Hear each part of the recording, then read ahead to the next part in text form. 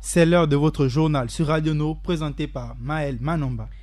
Assalamu alaikum et merci de rester fidèle à nos programmes. Voici votre édition d'information. Le chef de l'État gabonais, son Excellence Ali Bongo Ondimba, président en exercice de la CEAC, a reçu en audience Ahmed Alami, secrétaire général de la CEAC, qui est allé faire le point en semaine de la mission de 112 heures à Sao Tomé et Principe, où il est allé s'imprégner du climat politique au lendemain des élections législatives locales et régionales dans l'ancienne colonie portugaise. Les détails de cette rencontre dans cette édition d'information avec Ali Ronald Rajumba de la presse présidentielle. Le ministre gabonais de la fonction publique, Ali Akbar Onangayo Bégué, a formellement démenti jeudi dernier la mise sur pied par le gouvernement d'un nouveau système de rémunération des fonctionnaires, comme le prétend un document savamment distillé dans les réseaux sociaux. Ghislaine Apanga, déléguée par le ministère du Budget et des Comptes publics, se trouve à Franceville depuis jeudi pour une session de validation des projets proposés par les 11 départements du Haut-Ogooué dans le cadre du Fonds d'initiative départementale. 1,2 million, c'est en tonnage. Ensuite, Adiza Adamou nous ouvrira la page musulmane.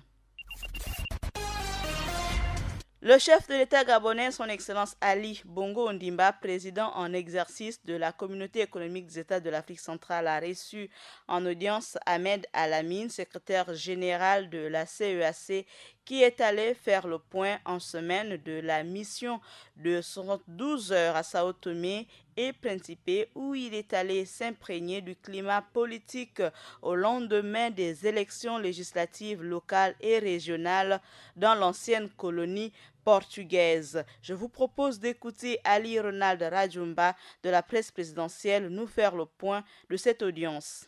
Le président de la République, chef de l'État Ali Bongo Ondimba, président en exercice de la CEAC, a dépêché le 16 octobre dernier l'ambassadeur Ahmed Alami, secrétaire général de la CEAC à Sao Tomé et Principe, pour s'informer de la situation qui y prévaut après les élections législatives locales et régionales. Au terme de cette mission, ce dernier est venu faire point au chef de l'État Ali Bongo Ondimba. Le président de la République, président en exercice de la communauté économique des États d'Afrique centrale, chargé d'une mission il y a à peu près 72 heures, de me rendre à Sao Tomé et Principe où il y avait une petite agitation post-électorale.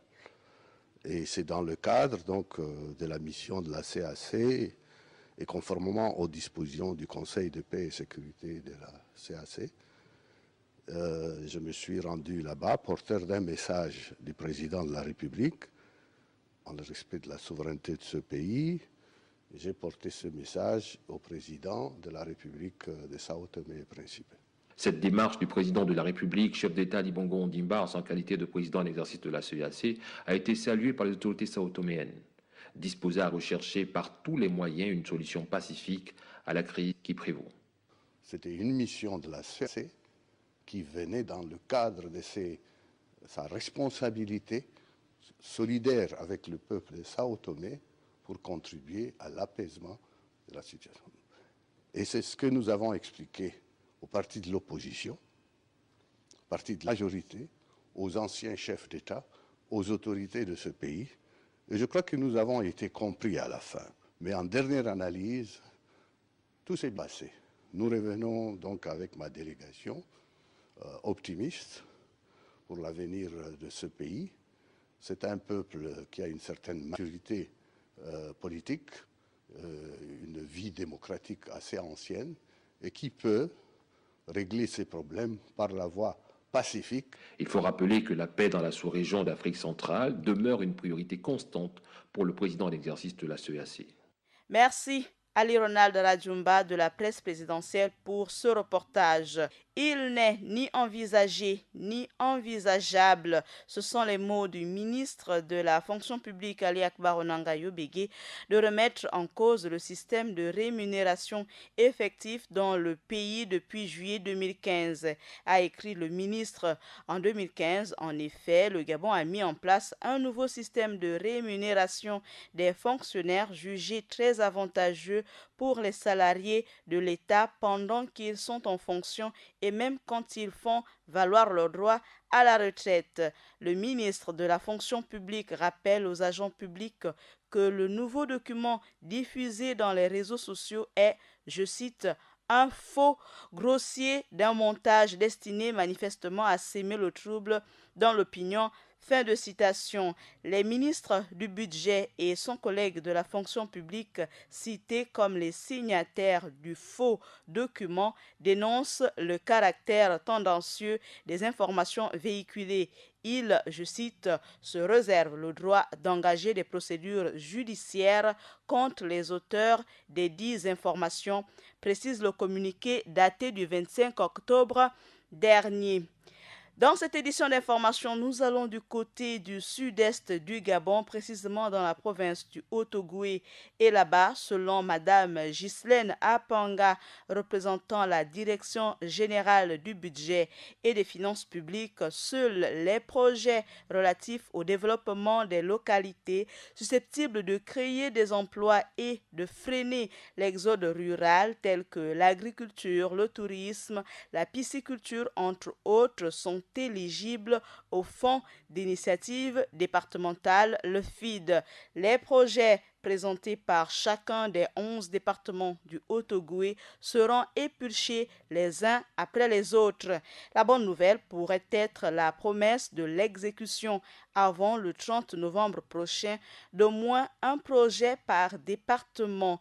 Les projets qui ne pourront être pris en compte par le FID seront orientés vers d'autres canaux de financement, à l'exemple de l'hydraulique villageoise qui existe déjà dans un programme financé par la Banque mondiale. Il faut préciser que l'ouverture des travaux a été placée sous les auspices du préfet du département de la Mpassa en lieu et place du gouverneur de la province Éloi Nzondo empêché.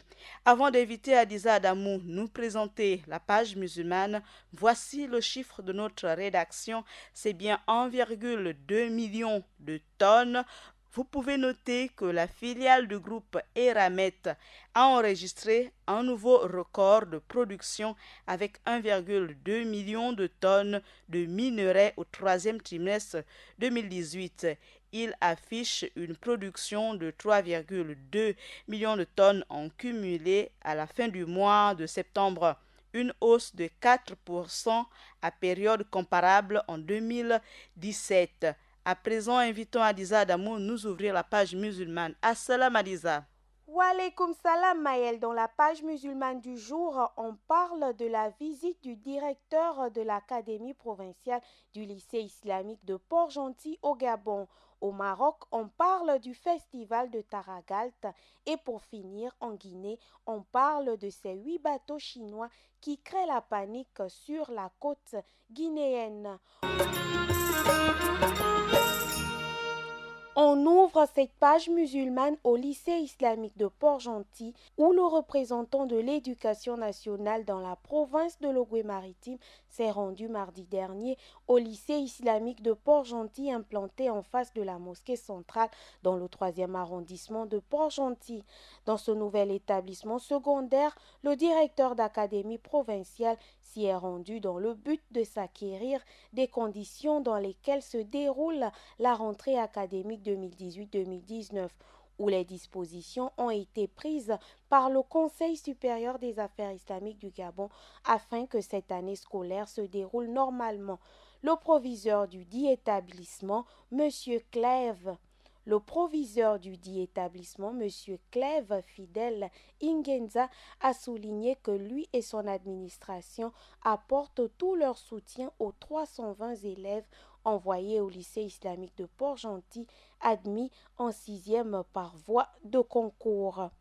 L'actualité du monde musulman, c'est également au Maroc avec le festival de Taragalt, au cœur des dunes. 3 jours de musique gratuite avec notamment en tête d'affiche le Malien Habib Kouaité, mais aussi 3 jours de réflexion précisément sur l'avancée du sable, le changement climatique ou encore l'impact de l'activité humaine sur le désert. Très vite, Maël, on comprend que ce festival est un défi à organiser pour son créateur, Halim Sbaï. Et on ferme cette page musulmane en Guinée où 8 bateaux de pêche chinois créent la panique sur la côte guinéenne. L'arrivée dans le petit port de Guinée de 8 bateaux de pêche chinois pris pour des rebelles a semé la panique jeudi dans le pays, provoquant des mouvements de population. Attaques rebelles, débarquement de mercenaires, de djihadistes, tout avait été imaginé dans la nuit du mercredi à jeudi. Dans les villages jusque dans le centre de ville de Koya, à une cinquantaine de kilomètres de Conakry. 8 bateaux chinois de pêche artisanale avaient nuitamment rendez-vous avec des mareyeuses pour écouler leurs marchandises. Un mouvement inhabituel en ces lieux, d'où les premiers qui ont aperçu ces navires ne se sont pas fait prier pour alerter les autorités. Il a fallu un communiqué du gouvernement à la mi-journée pour ramener le calme et la sérénité. Et aux dernières nouvelles, on apprend que les bateaux ont été arraisonnés et des personnes arrêtées. Voilà Maël, c'est tout pour la page musulmane du jour. Sur ce, je vous dis assalamu alaikum. Adiza Lamou, merci pour cette page musulmane. Merci à Axel Koumba du côté de la technique pour le montage et la mise en onde de cette édition d'information. Bonne suite des programmes sur Radio Nour. Ce journal local vous a été présenté par Maël Manomba de Mouabi. Assalamu alaikum.